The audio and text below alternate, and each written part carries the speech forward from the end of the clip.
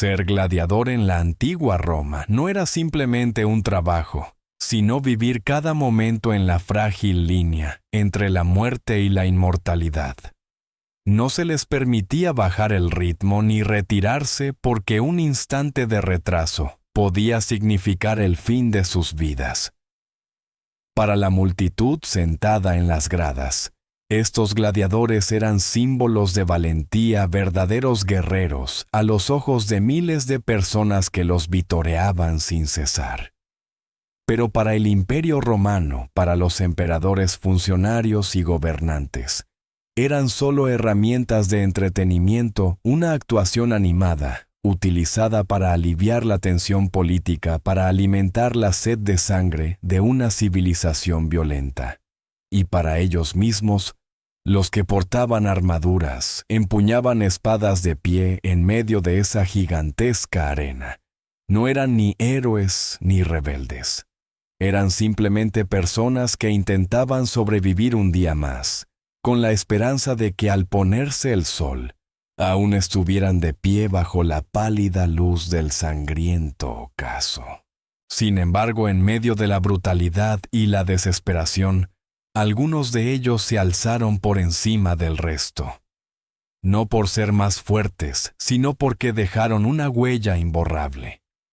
Sus triunfos, sus derrotas, e incluso sus momentos de colapso humano, quedaron plasmados en poesía, en magníficos mosaicos, en frías estatuas de piedra, e incluso en torpes grafitis en los muros de Pompeya.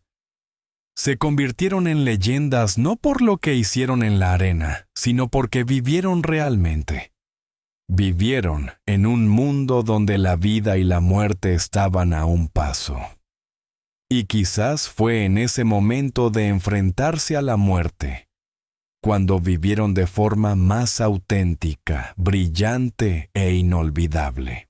En los antiguos callejones sepultados bajo las cenizas de Pompeya, se han encontrado vestigios humildes, pero vibrantes grafitis, garabateados con clavos y carbón, que registran el nombre de un hombre que antaño dejaba boquiabiertos a las multitudes cada vez que entraba en la arena.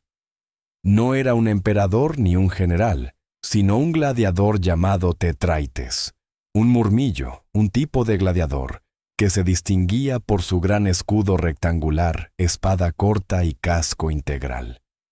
Pero fue él con su audaz estilo de lucha y su excepcional valentía quien hizo que la historia se inclinara ante su memoria. Tetraites no llevaba coraza. Entró en la arena con el torso desnudo donde debería estar más protegido, completamente expuesto a las espadas y garras de sus oponentes. No era solo un gesto de temeridad, sino también una declaración silenciosa. Confiaba en la velocidad, la técnica, la intuición y sobre todo en sí mismo. Cada vez que salía de las puertas de piedra con la cabeza bien alta, la multitud rugía no solo de sangre, sino de asombro. Para ellos, Tetraites era la personificación del coraje y el orgullo indomable, un hombre que no necesitaba armadura para demostrar su valía. Su victoria sobre Prudes lo hizo famoso, pero fue su legado no oficial en dibujos toscos lo que forjó su leyenda. Las sencillas inscripciones en los muros de Pompeya no fueron pintadas con el dorado imperial, pero han sobrevivido al mármol. Su nombre se ha encontrado no solo en las ruinas de Pompeya, sino también en fragmentos de cerámica, jarras y objetos de la Galia, Britania y Panonia, las actuales Francia, Inglaterra y Hungría. Esto demuestra que la fama de Tetraites se extendió mucho más allá de las fronteras de Roma, extendiéndose por la antigua Europa más allá de la muerte. Nadie sabe cuántas batallas ganó nadie. Escribió una biografía oficial sobre él, pero la evidencia de esa admiración aún se conserva en piedra, en carbón y en la memoria de una ciudad que una vez brilló antes de ser enterrada. Y quizás sea porque no fue santificado con bellas palabras.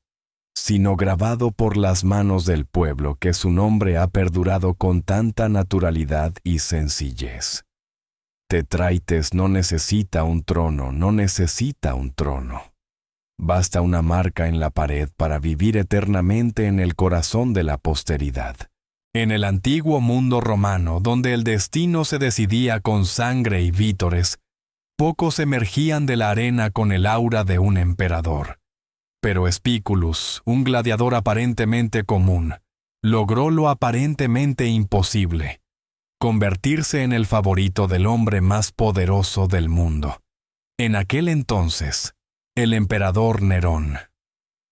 Spículus no solo era un gladiador habilidoso, sino un símbolo viviente de carisma, coraje y técnica perfecta en el sangriento arte de la supervivencia.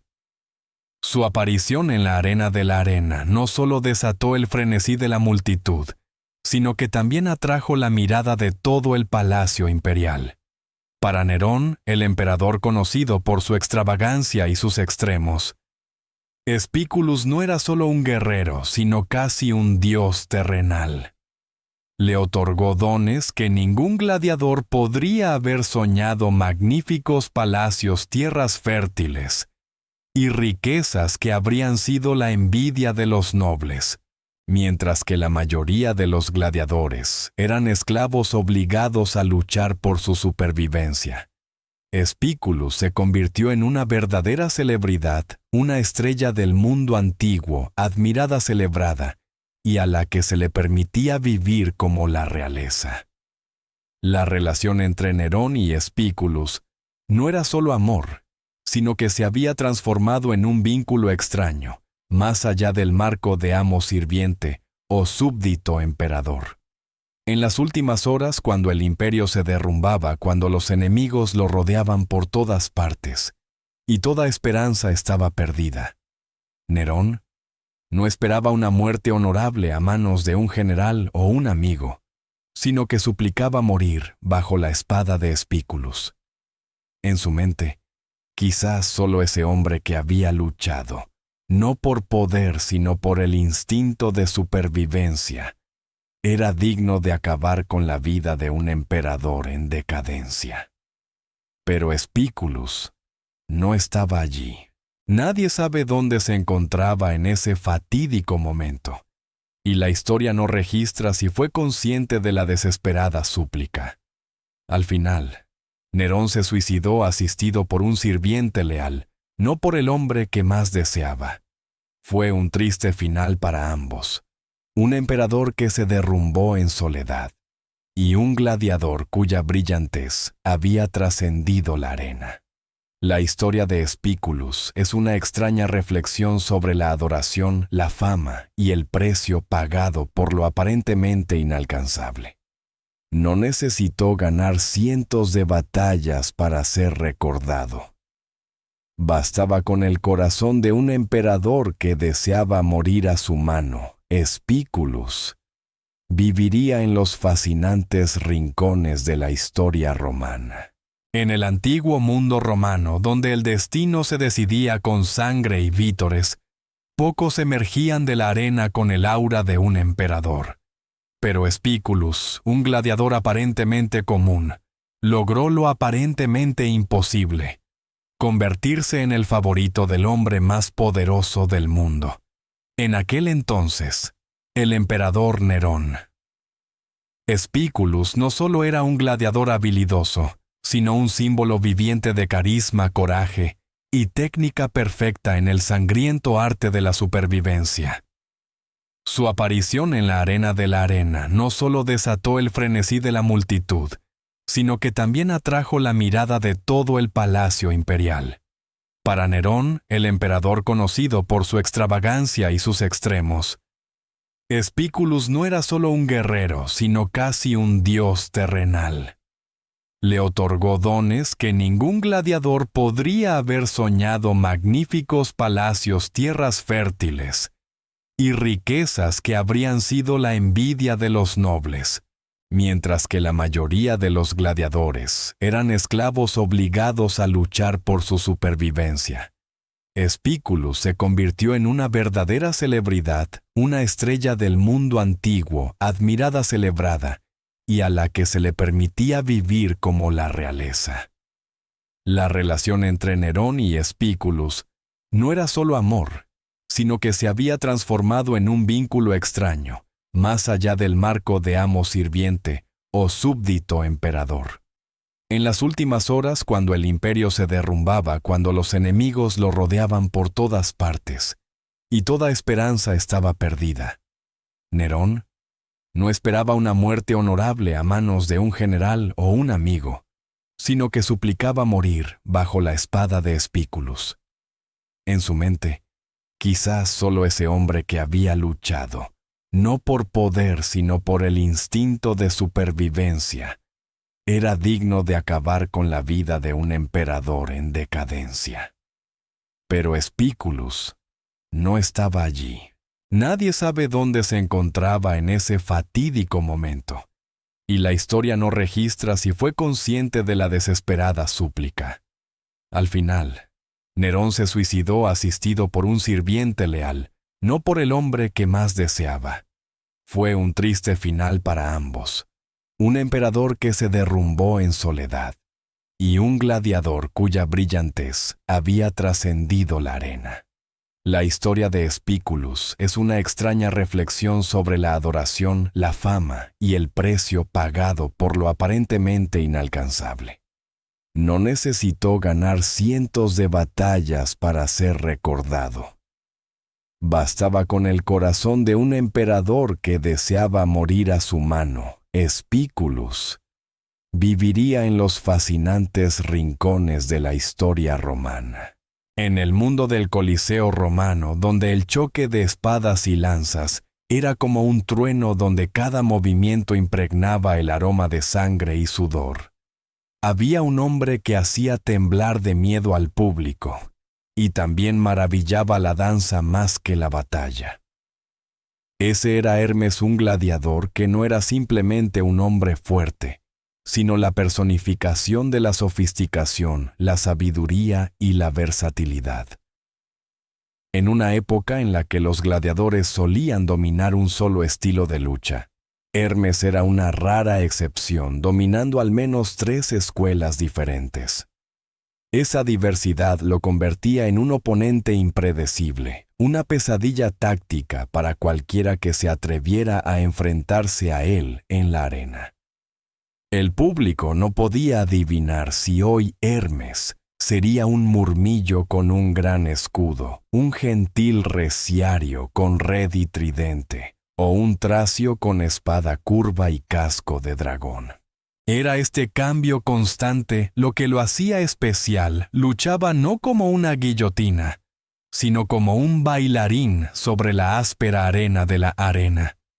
Cada estocada era un movimiento calculado, cada retirada un ritmo. A ojos de los romanos no era simplemente un vencedor. Era alguien que dejaba al público sin aliento por su belleza, su ritmo, su perfección. Y eso era lo que el poeta marcial maestro de la sátira de la época no podía ignorar. Marcial, quien rara vez elogiaba a los gladiadores, dedicó versos solemnes a Hermes, comparándolo con los héroes de leyenda. No era casualidad para Marcial que Hermes no solo ganara las luchas, sino también el tiempo transformando la sangre y el acero en una vívida representación artística. La poesía lo preserva no como un asesino, sino como una imagen eterna de belleza en la adversidad, de inteligencia en medio de la violencia. Hermes es la prueba de que incluso en el mundo más cruel, aún hay espacio para la gracia. Con cada paso, cada giro, transmite al público no solo una sensación de suspense, sino también una sublimidad, como si presenciara una tragedia en un escenario griego. Y quizás por eso no necesitó matar a mucha gente para ser recordado. Basta con que un poeta decidiera incluir su nombre en un verso. Suficiente para que Hermes se convirtiera en inmortal en la memoria romana y en los dulces sueños de la posteridad. En los albores de la maravilla arquitectónica conocida como el Coliseo en el año 80 d.C., decenas de miles de personas acudieron a Roma para presenciar no solo la inauguración de una estructura monumental, sino también uno de los enfrentamientos más legendarios jamás librados entre dos gladiadores, Vero y Prisco. No fue una batalla cualquiera, ni un simple baño de sangre para satisfacer la curiosidad de la multitud. Fue más bien un momento excepcional, en el que el combate alcanzó el umbral del arte, donde la violencia fue eclipsada por la nobleza, y donde el respeto sustituyó a la hostilidad. Vero y Prisco entraron en la arena no con odio, sino con todas las habilidades y cualidades de quienes habían entrenado toda su vida para sobrevivir. Lucharon como dos espejos, cada espada, cada golpe. Se intercambiaban con extraordinaria precisión y paciencia. Ninguno se impuso, pero ninguno se rindió. Con el paso del tiempo, los vítores iniciales se fueron apagando al darse cuenta el público de que presenciaban algo mucho más que una lucha a muerte. Era un enfrentamiento entre dos almas, no entre dos cuerpos. Y entonces, como por una promesa desde lo más profundo de sus corazones, ambos depusieron las armas al mismo tiempo. Ninguno cayó, ninguno ganó. Pero gracias a eso, juntos, vencieron lo más difícil, la hostilidad. El emperador Tito, sentado en el trono más alto, no pudo contener la emoción al presenciar la magnificencia del lugar construido para la sangre y los gritos. En un gesto sin precedentes, les entregó a ambos un rudis, una espada de madera que simbolizaba la libertad. La libertad era inusual para un gladiador, pero la libertad sin matar a un oponente y la libertad conjunta ante los ojos del imperio era legendaria. La batalla entre Vero y Prisco no está marcada por el derramamiento de sangre, sino por el momento en que nadie murió. Lucharon con armas, pero terminaron con dignidad humana. En un mundo donde la supervivencia a menudo conlleva crueldad, demostraron a Roma que el respeto puede resonar con la fuerza del acero. Y por eso su historia no se desvanece en las arenas del tiempo, sino que perdura en poemas mosaicos e incluso en dulces sueños donde la historia ya no es sangrienta, sino más humana y profunda que nunca. Entre el rugido de los leones y el jadeo de la multitud, un hombre emergió con gracia sin armadura pesada, armado únicamente con puro coraje y una creencia casi metafísica de que la mente humana podía dominar todos los instintos salvajes. Carpóforo, su nombre sonaba a una epopeya antigua. Era un bestiario especialista en luchar contra fieras en la arena, y en una sola exhibición había derrotado a 20 bestias seguidas. Leones sedientos de sangre, guepardos escurridizos, toros furiosos, incluso un rinoceronte con cuernos negros como la noche. No hubo choque de acero entre hombres, solo la miríada de fuerzas brutas de la naturaleza chocando con el ingenio inquebrantable de un corazón humano. Los romanos comparaban a Carpóforos con Hércules, pero no solo era musculoso, sino también de una calma asombrosa cada paso hacia una bestia. Era como un paseo por la playa. Cada lanzamiento de jabalina acababa con la vida de una bestia feroz, sin mermar la serenidad de su mirada, mientras los gritos de felicitación resonaban en el cielo. La imagen de Carpóforos, solo entre los cadáveres, evocaba una sensación de contemplación ante el frágil equilibrio entre el hombre y la naturaleza. Parecía que la fuerza humana podía con todo, pero solo en ese momento, bajo los rayos del sol de la tarde, que se filtraban a través de los aleros de piedra tanto la arena como el mundo exterior. quedaron en silencio dando paso a una suave reflexión sobre los límites de la fuerza y la fragilidad de la vida.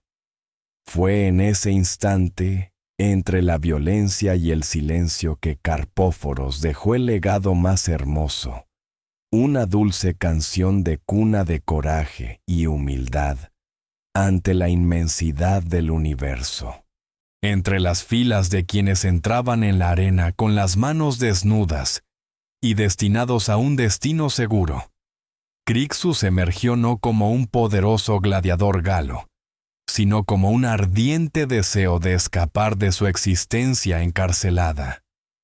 Antaño fue esclavo, antaño obligado a portar armas para el sangriento placer de sus gobernantes, pero parecía que desde el momento en que tomó una espada por primera vez, había llevado en su interior algo más que la supervivencia, un instinto de rebelión que nunca había sido apaciguado.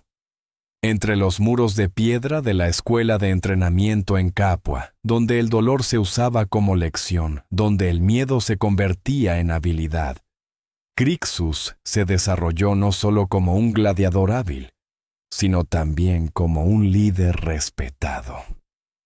Junto con Espartaco se alzó, rompió sus cadenas y lideró la huida de más de 70 hombres. Un acto que no fue más que la pequeña ola que desató la tormenta. Su revuelta derribó todas las barreras de clase, de destino, de lo permitido y lo prohibido, en un imperio que se creía invencible. Pero mientras Espartaco tenía grandes sueños queriendo liderar a su ejército hacia el norte, a través de los Alpes, para encontrar la libertad para todos, Crixo albergaba su propio resentimiento, un profundo deseo de saldar la deuda de sangre con la aristocracia romana, aquellos que, según él, habían destruido su juventud, su dignidad y su tierra. Así que dio la espalda liderando a miles de hombres hacia el sur, asaltando villas, quemando propiedades, propagando la rabia que se había visto obligado a contener durante años.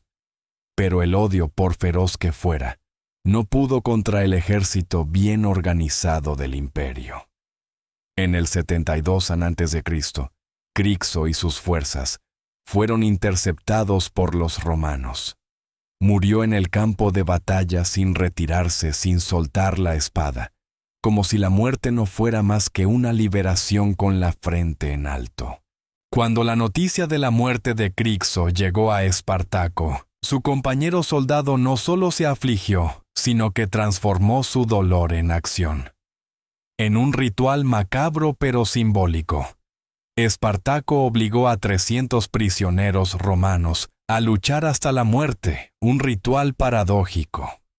Un grito de protesta multiplicado por 1000 de las mismas almas que habían sido convertidas en juguetes en las arenas. Crixus pudo haber caído, pero no murió como esclavo, sino como un hombre que se atrevió a elegir su propio camino, sabiendo que el final sería sangriento. Y fue esa elección, esa determinación de no ser un sirviente, lo que lo convirtió en un símbolo no de victoria, sino de libertad, de odio inquebrantable, y del espíritu que preferiría morir en el fuego, antes que vivir postrado en el polvo. En el letargo del tiempo su nombre aún susurra como un viento frío a través de los muros derruidos de Roma. Un recordatorio de que a veces la resistencia es la expresión más alta de la dignidad humana. En el duro mundo de la arena romana, donde la mayoría de los espadachines eran esclavos obligados a luchar por falta de alternativa, Marco Atilio apareció como un viento extraño. Sin ser forzado, sin cadenas, era un ciudadano romano libre, un caso raro e inusual, que entraba en la arena no por ideales ni por gloria, sino simplemente por la deuda que pesaba sobre sus hombros. Un hombre común que eligió un camino extraordinario en circunstancias desesperadas. Pero eso es lo que hace que su historia sea tan extrañamente especial. Con los pies en el lugar del que muchos solo quieren escapar, Atilio solo trajo consigo la frágil convicción de que si luchaba bien, podría salvar su vida de la ruina. Y entonces, en el primer combate, el destino le sonrió o quizás admiró la valentía de un hombre dispuesto a arriesgarlo todo. Su oponente ese día fue Hilario, un gladiador veterano con una racha de 13 victorias. Un monumento en los corazones del público, una máquina de matar demasiado familiarizada con los aplausos y el olor a sangre. Pero Atilio, el recién llegado, aquel en quien nadie creía, ganó. Nadie supo cómo sucedió, solo que toda la arena quedó en silencio, y luego estalló como una ola rompiendo en la orilla. Pero ese no fue el final. Pronto se enfrentó a otro campeón, Aesius Félix, quien también llevaba una racha de 12 victorias. Y esta vez fue Atilio quien ganó. Tras derrotar a 2 leyendas en un abrir y cerrar de ojos, pasó de desconocido a estrella tema de conversación en las calles, en las tabernas, y en las plazas en los cuentos infantiles, y en las miradas admirativas de los ancianos. Su nombre quedó grabado en mosaicos, grabado en sencillos grafitis, no en oro ni mármol, sino con el sincero respeto de quienes presenciaron ese momento mágico. Marco Atilio no llegó a ser un héroe, sino un símbolo para quienes se encuentran al borde del abismo. No nació para luchar, pero luchó como si fuera un instinto latente que acababa de despertar. En un mundo donde la libertad a menudo es arrebatada, convirtió su arriesgada decisión en un camino hacia el honor. Y mientras muchos otros grandes nombres son recordados por su crueldad o su fuerza, Atilio, quien entró en la arena solo para saldar su deuda, es recordado por la valentía de un hombre que se negó a rendirse al destino. Quizás eso es lo que hace que su historia se desvanezca en el más suave de los sueños, como un suave susurro que con una sola decisión valiente, la vida puede cambiar de maneras inesperadas. Flama un nombre que suena ligero como el viento, pero arde tan lentamente como el fuego que representa. Es una figura inusual en el feroz mundo de los gladiadores romanos. No era nativo ni hijo del imperio, sino un soldado de origen sirio distante, duro y con una larga experiencia en la guerra. Sin embargo, el destino no lo dejó solo con su armadura militar. Un día, nadie recuerda el motivo, Flama cayó en la vida de esclavo en la arena donde cada aplauso traía el frío de la muerte. Pero fue desde lo más oscuro donde el fuego interior comenzó a brillar. De sus 34 batallas registradas ganó 21, empató 9 y perdió solo 4, una hazaña que dejaría atónitos incluso a los gladiadores más veteranos. Pero Flama no es recordado solo por sus victorias. Lo que lo convirtió en leyenda fueron las 4 veces que le dieron un rudis, una espada de madera que simbolizaba la libertad. En 4 ocasiones pudo haber escapado de la masacre, haber dejado a un lado su escudo y haberse convertido en un hombre libre como todos los demás. Pero en las 4 ocasiones se negó. Nadie registró sus razones, y quizás eso haga que su decisión sea aún más conmovedora. Quizás ansiaba fama, pues en la arena no era un esclavo, sino un hombre admirado, visto con admiración. Quizás era leal a sus camaradas, al lugar que le otorgaba un lugar que nadie podía arrebatarle. O quizás, y esta es la hipótesis más inquietante, Flama había encontrado el único lugar del mundo donde realmente controlaba su destino, la arena. En ese mundo incierto donde todo se decidía con la punta de una lanza y el latido de un corazón, Flama ya no era quien estaba controlado, sino quien se alzaba en el centro de todas las miradas, dirigiendo el juego con fuerza y valentía. Murió a los 30 años, una edad considerada vieja para un gladiador que vivía de la espada. Nadie sabe en qué batalla murió, ni en qué noche lluviosa, pero su tumba fue erigida con dignidad, con una inscripción que afirmaba su nombre, sus logros, y lo más importante, su negativa a ser libre. Lo que lo hizo inmortal no fue por haber ganado muchas batallas, sino porque eligió quedarse, eligió seguir viviendo entre polvo y sangre, como una llama que se negaba a extinguirse. Y al caer la noche, aún se puede imaginar su figura de pie en silencio, en la arena vacía, con la espada clavada en el suelo, y la mirada perdida en la distancia, sin esperar la gloria ni la salvación, simplemente aferrándose a sí mismo en un mundo que siempre intenta arrebatársela. Flama el fuego que no quema el mundo, pero es lo suficientemente cálido como para calentar incluso el sueño más tranquilo. Espartaco, un nombre que ya no es solo de hombre, sino que se ha convertido en un símbolo viviente de resistencia, de libertad, del deseo de romper cadenas. Nació en Tracia, donde las duras montañas forjaron guerreros aguerridos, pero el destino no le fue benévolo. Espartaco fue capturado, encadenado y convertido en gladiador, un cuerpo arrojado contra la espada para diversión de la multitud y del imperio. Sin embargo, en esos ojos ardientes aún había un destello de rechazo a aceptar el destino. Y fue esa pequeña chispa la que ardió hasta convertirse en el fuego más grande que Roma jamás intentó extinguir. Junto con otros 70, Espartaco no solo escapó de la prisión, sino que desencadenó la mayor sublevación de esclavos en la historia del poderoso imperio. De unas pocas docenas de supervivientes, su ejército creció a más de 100,000 hombres campesinos, explotados mineros hambrientos, gladiadores que antaño se mantuvieron firmes en medio del derramamiento de sangre, todos unidos bajo una bandera que no necesitaba ningún símbolo, solo un sueño. No necesitaban ser llamados ejército, solo necesitaban ser llamados hombres. Espartaco luchó no solo con su espada, sino con su mente, con su estrategia, con la convicción de que incluso un hombre atado podía cambiar el curso de la historia. Derrotó ejército tras ejército, obligando a los otrora orgullosos generales romanos a doblegarse. Pero entonces, como cualquier resistencia contra un imperio temeroso, el fuego finalmente se apagó.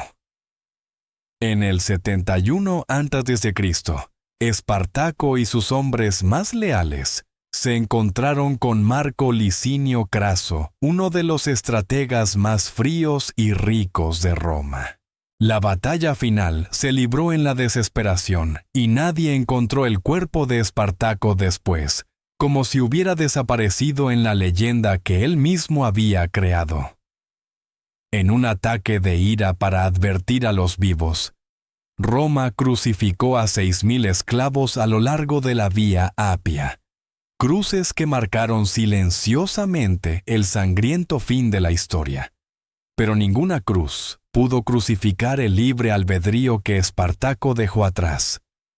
No necesitó tumba ni estatua, pues su nombre quedó grabado en la memoria de la posteridad, como un susurro eterno que incluso en la desesperación hay quienes se atreven a alzarse, que incluso el más humilde puede convertirse en la ola que ahoga la arrogancia del poder. Espartaco es el sueño de quienes no tienen derecho a soñar el canto de la libertad que resuena entre cadenas. Cuando cae la noche y el viento sopla entre las antiguas ruinas, aún se puede sentir su aliento suave como una canción de cuna, pero profundo, como una declaración eterna que las personas en cualquier circunstancia tienen derecho a vivir como seres humanos. Y eso es lo que hace de Espartaco de gladiador encadenado un símbolo inmortal en el apacible sueño de la historia.